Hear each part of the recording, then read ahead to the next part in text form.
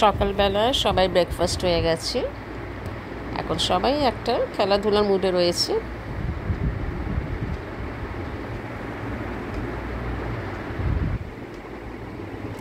এতগুলো বাচ্চা একই ছাদের নিচে, তাহলে বুঝতেই পারছেন কতটা তারা ফ্রেন্ডলি এক অন্যের সাথে।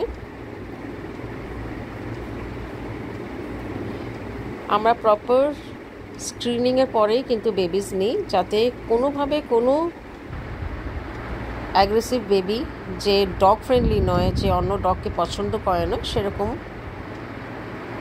ডগ যাতে আমরা এদের মাঝখানে না নিতে পারি। যারা ডগ ফ্রেন্ডলি নয় বা হিউম্যান ফ্রেন্ডলি তাদেরও আমরা নিই, বাট তাদের একদম সেপারেট একটা সিঙ্গেল রুম করে দিই। এরা সকলেই কিন্তু এক অন্যের সাথে, দেখতেই পাচ্ছেন, ভীষণ ফ্রেন্ডলি।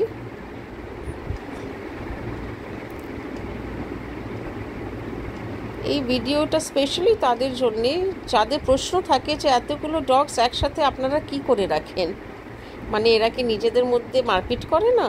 বাট এই ভিডিওটা দেখলেই বুঝতে পারবেন কি সুন্দর খেলাধুলা করছে।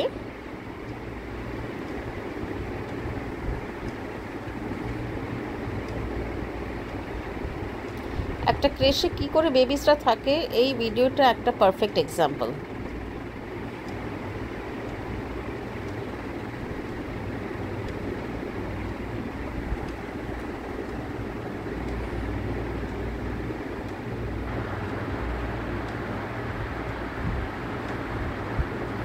কি সুন্দর একসাথে রয়েছে, খেলাধুলা করছে।